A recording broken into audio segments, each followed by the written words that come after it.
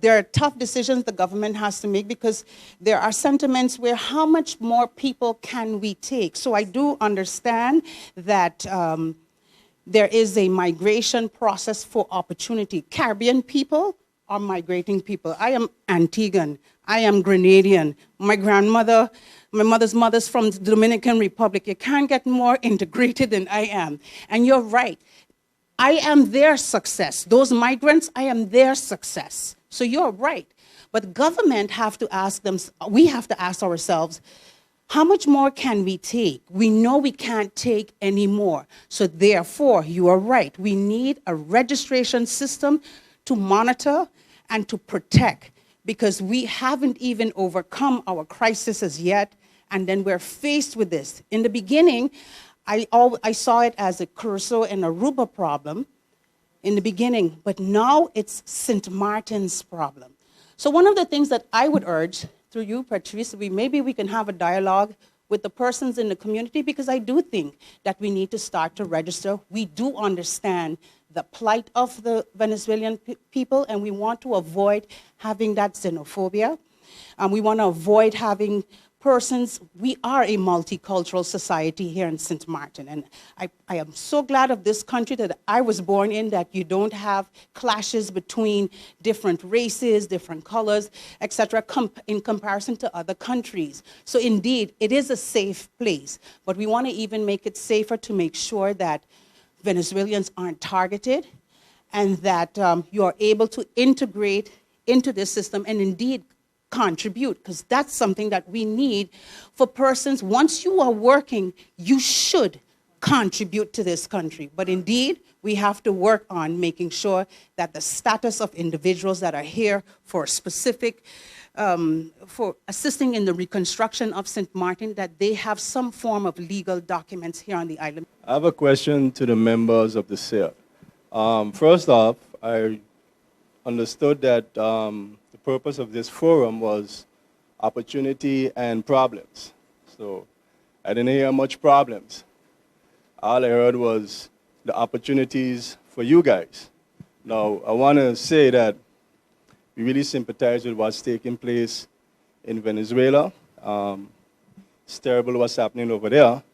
But as the Prime Minister said, we really have to consider that we have a really small economy and really have to consider how much we can take into this small economy. The Dutch side is only 16 square miles. So what I want to ask the members of the SED, or the people responsible for this forum, is have you done or was there a forum on the impact, a study, or to find out the impact the Venezuelan has on the different markets, on the different labor markets? We have the construction industry, tourism industry, education, and as the gentleman said, they're coming in with professionals. But I'm thinking ahead. I'm thinking these kids here, and I'm thinking my small kids, okay? I understand that you guys probably could bless us with some people who are educated, but again, we are a really small economy, so what did, before you could do a forum like this, I should be attending a forum to see the impact on the industries here, the local workforce market that it has on our people.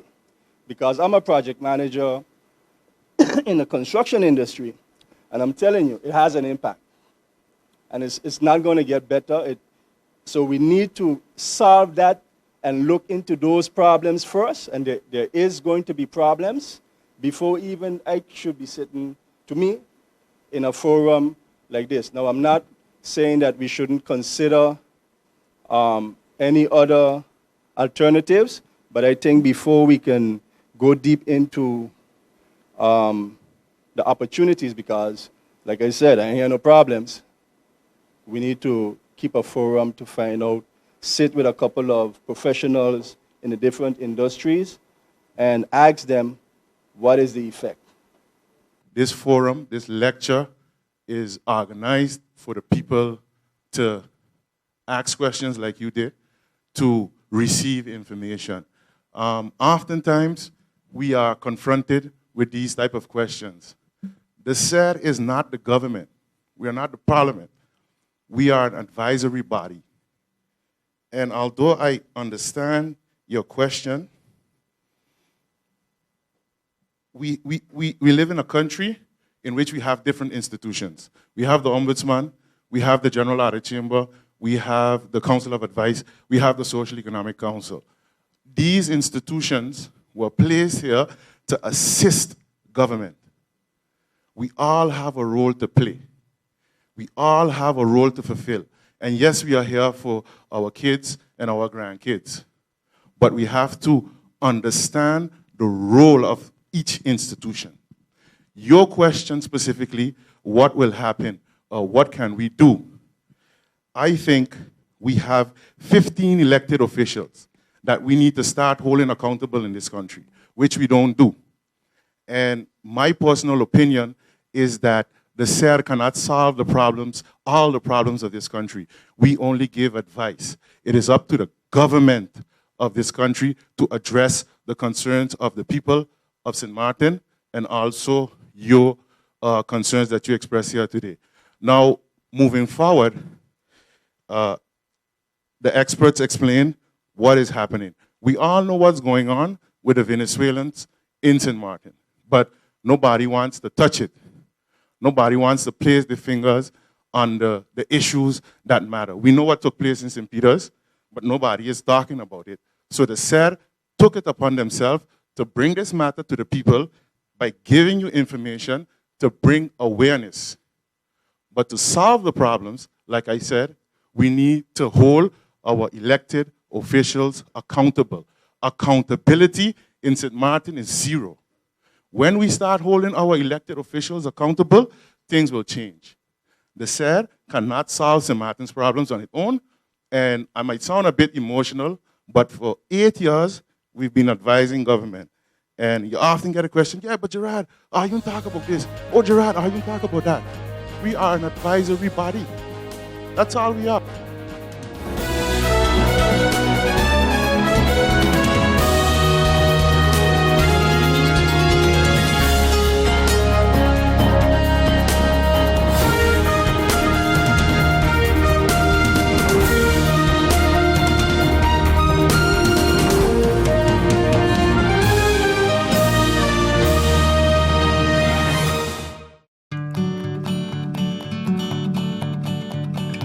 It's been said that behind every door, possibility awaits.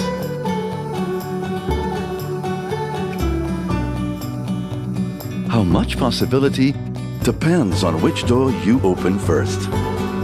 Every day, we help our customers discover the possibilities in their lives. It all starts with a conversation. Scotiabank. Discover what's possible. GEBE has been faithfully serving the communities of St. Martin, powering your home and our economy. Come rain or shine, our qualified team of professionals are working hard 24 hours a day to provide you and your family with safe, reliable electricity and water. We use the latest technologies and test our products daily to maintain the highest international standards. Our friendly staff is always there to assist you, whether in person, over the phone, or online. We are committed to constantly improving our products and services, making them more efficient, effective, and environmentally friendly to serve you better today and our next generation of clients tomorrow. GEBE, powering a brighter future. Our friend Megawati is here with tips to save you energy. 1. Turn your airco temperature up. 2. Use a ceiling fan instead. 3. Buy energy-saving products. Save some green with NVGEBE.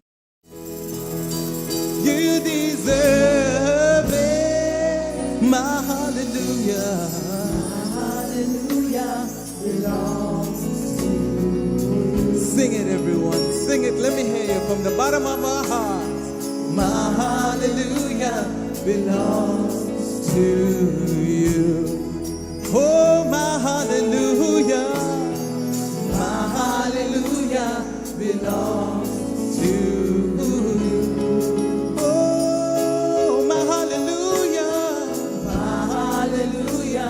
Belongs to you.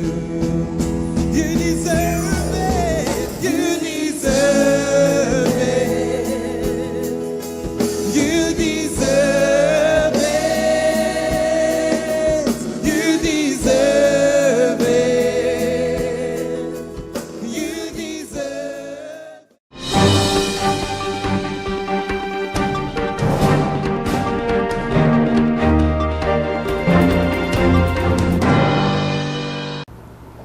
Venezuelan situation was created by the capitalist countries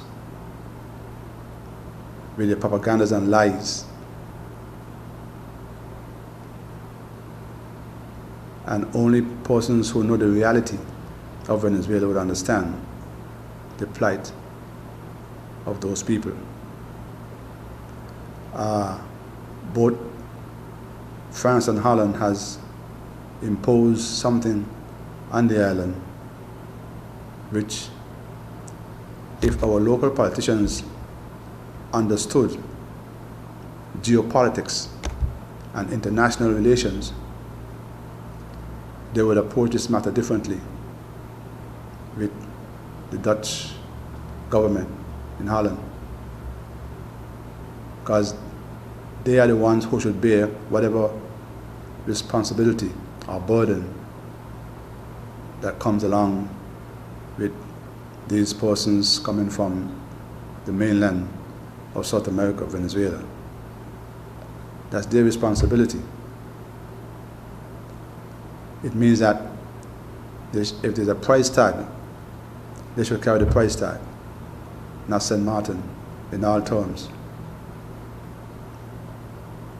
But you have to understand international politics and relationship, and there are ways and means to put pressure. Instead of they putting pressure on us, we can put pressure on them. There are different committees at the United Nations which address these matters, but we have to know these things, and we have to seek alliances or advice from other countries that have experience in dealing with these kind of what is called refugee situation. But you know, this is not just something normal. This was created by the imperialist capitalist countries, which is uncalled for, and we have to, carry that responsibility, which is not ours. How is it working with the workforce on the island here, that these Venezuelans coming in and getting jobs just now, and the locals come and get a job? Do you experience, your units experience any problems with that? Well, one of the things that we are monitoring, we have very close links with the ILO, and we know during these kind of situations, you have what you call exploitation of, besides cheap labor, but exploitation of labor, and could be referred to as a form of slavery. I heard just recently about having data collection on these persons to know how many persons on the island, who they are, among other things, which are important, because if the ILO was to request the status of these persons coming into these islands from Venezuela, they can't even ask St. Martin that question. That question has to go to Holland, and Holland has to be the one responsible to answer to the ILO with regards to the status of these persons. But our politicians have to know and understand all of these dynamics to know how to deal with the powers that be. From my understanding, it's about 5,000 Venezuelans are here, and that's huge. And where you're going to put them, how they're going to get, they need to eat, they need to get a job. Is there going to be some kind of conflicting with workers that already have a job here, and they are professionals that come in, and one of my probably seen it before this guy because he's a professional, you or not. How does that play out? Well, you know, I think it's more than 5,000. I think it's much more than that. Because they're on the island. St. Martin, it's not two islands, it's one island. So you have a large amount of persons on the French side, a large amount of persons on the Dutch side. I don't know if there's any collaboration between both sides, or if there was any proper registration on both sides upon their entry. Which port of entry? How did they come? You know, I don't know if there's statistics with regards to that, but there should be.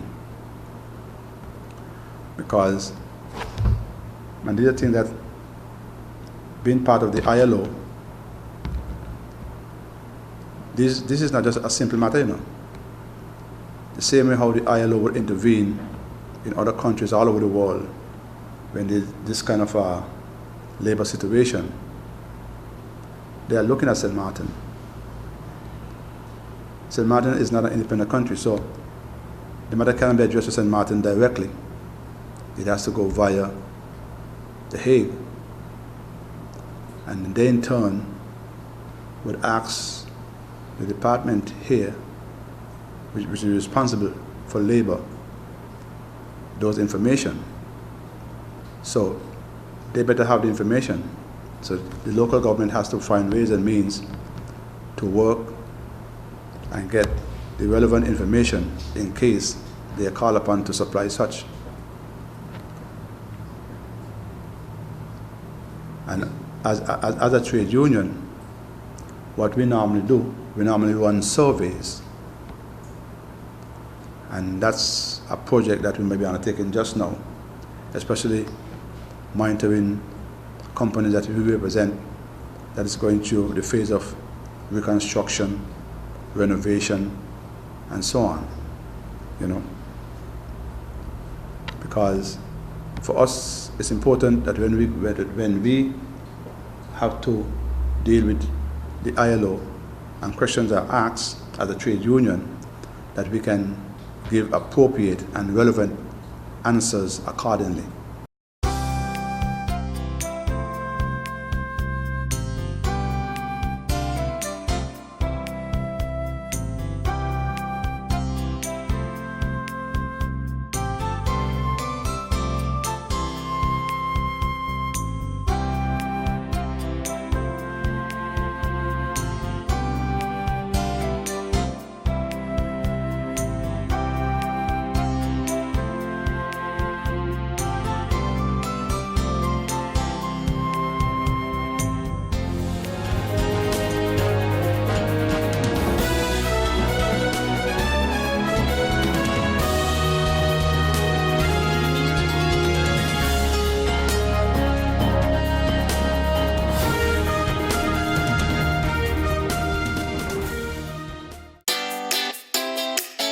Make use of WIB mobile banking with easy access and direct usage of face recognition,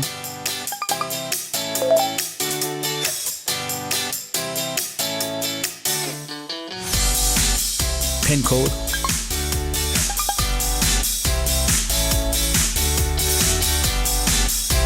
or fingerprint. Download WIB mobile banking app and make your transaction from anywhere at any time. For more information, visit wib-bank.net/quick-login.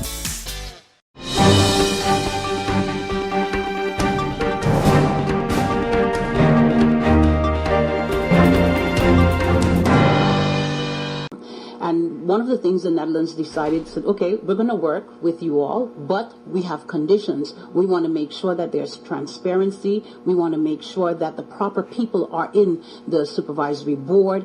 people with competency, people that are trustworthy. So therefore, we need to do that screening. We need to implement that screening. And I had absolutely no problem with that. People say, yes, you sold out, but I'm never going to sell out to integrity. I'm not going to sell out at all. But there's nothing wrong with ensuring that competent persons are on boards.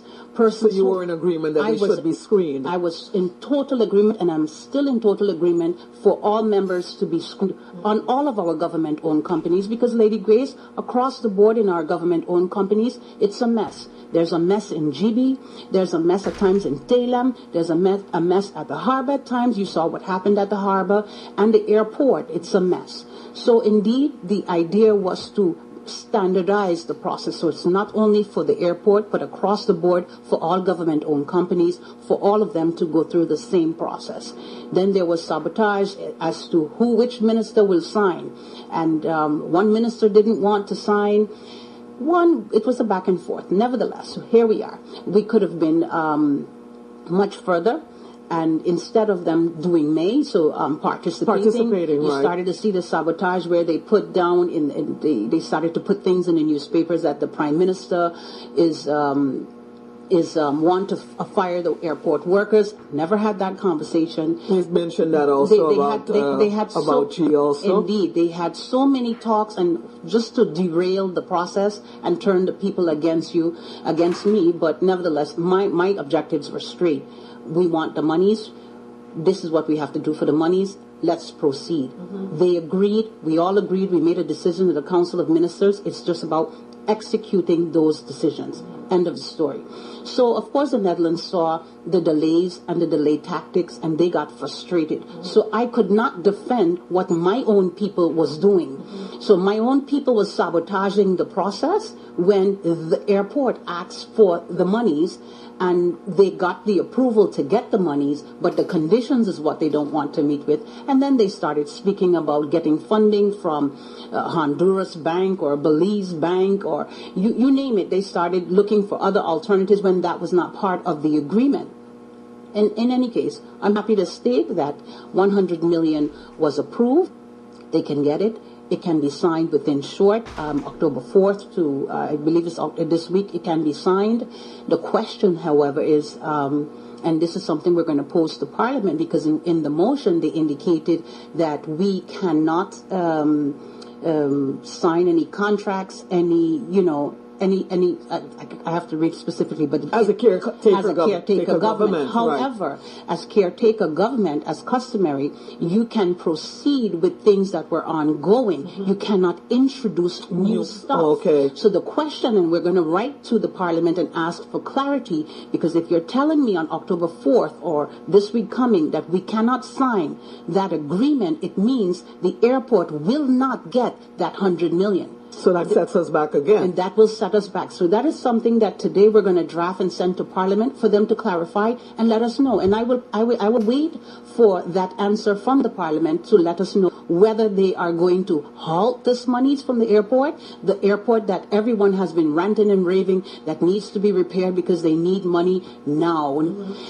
So that is something that was pending. Then we have the waste management or the fire suppression situation where you have VROMI, the Ministry of VROMI. That's a back and forth where it came to a point where the World Bank and the representatives of the World Bank, and they're very frustrated with the ministry because there was a difference in opinion on how, the method and how. This is the Ministry of VROMI we're talking about? The Ministry of VROMI. In the vicinity of the garbage area, the garbage dump, people are living there. Now, the World Bank, their protocol is that you take care of the people first. So we have to move persons, whether we like it or not. Of course, I was one that was like, what?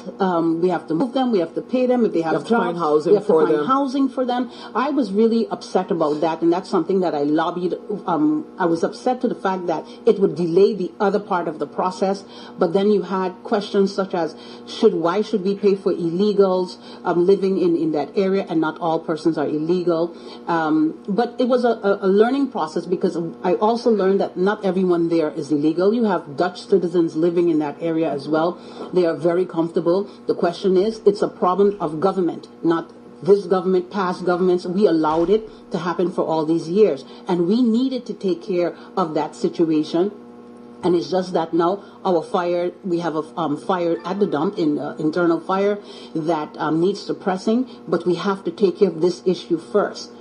Vromi is of a different opinion, there's a different method, but without tangible facts. What the World Bank is doing is they're doing their assessments. So based on information, based on statistics, based on testing, then they come up with the results. And there's a back and forth with Vromi, some things they don't agree with, and you can see that there was quite enough of tension. And of course, you know, Vromi has their own ideas, whether they want to introduce whichever company, whoever wants to introduce such, that's on them. The point is... Is this one of the reasons why the minister, the newly appointed minister, was spared? We can. I leave that to the judgment of the population of St. Martin.